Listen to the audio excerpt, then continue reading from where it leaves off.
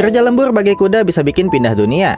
Ada seorang peneliti medis yang kehilangan adiknya karena tumor akibat pengobatan yang gak efektif. Dia kesel karena pada saat itu nggak ada obat yang manjur yang bisa nyembuhin adiknya. Dari kejadian itu, dia sekarang ngabisin waktunya buat jadi peneliti medis untuk mengembangkan pengobatan baru yang efektif untuk penyakit tertentu, supaya nggak ada lagi orang yang bernasib sama kayak adiknya. Tapi dia kerja terlalu keras dan akhirnya dia meninggal di usia 31 tahun. Setelah meninggal, ternyata dia terbangun di dunia yang lain. Dia terbangun di tubuh anak kecil berusia 10 tahun yang bernama Falma. Dia dikasih tahu sama pelayannya yang bernama Lotte kalau Falma habis kesambar petir. Jadi ingatan Falma agak terganggu yang bikin dia lupa sama dirinya sendiri. Jadi cuma Lotte yang tahu kalau si Falma lupa ingatan. Terus juga di tubuh Falma ada tanda dewa yang katanya si Lotte itu berkah dari dewa penyembuh. Falma nggak ngerti apa-apa karena dia berasal dari bumi. Makanya dia minta tolong ke si Lotte buat ngasih tahu beberapa hal tentang dunia ini dan juga siapa dirinya. Falma terlahir di keluarga bangsawan medis yang terhormat. Keluarga ahli farmasi yang punya teknik suci yang merupakan teknik turunan para dewa. Kayak sihir gitu dah tapi yang dipakai buat nyembuhin orang. Si Falma ini juga udah nguasain teknik suci tapi dia lupa semua. Jadinya si Lotte panik karena teknik suci itu adalah tanda kalau dia dari keluarga bangsawan. Bisa diusir si Falma kalau ketahuan nggak bisa pakai teknik suci lagi.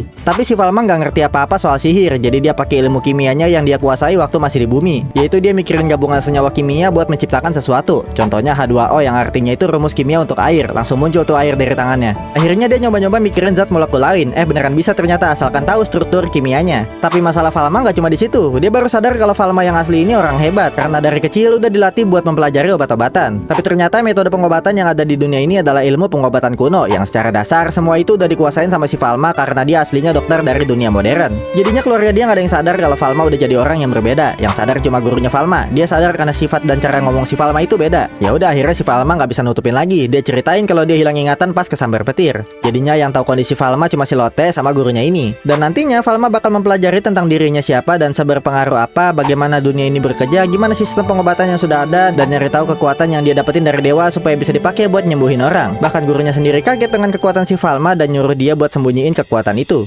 Judul animenya Isekai Yakyoku dengan genre fantasi, isekai medical, dan reincarnation.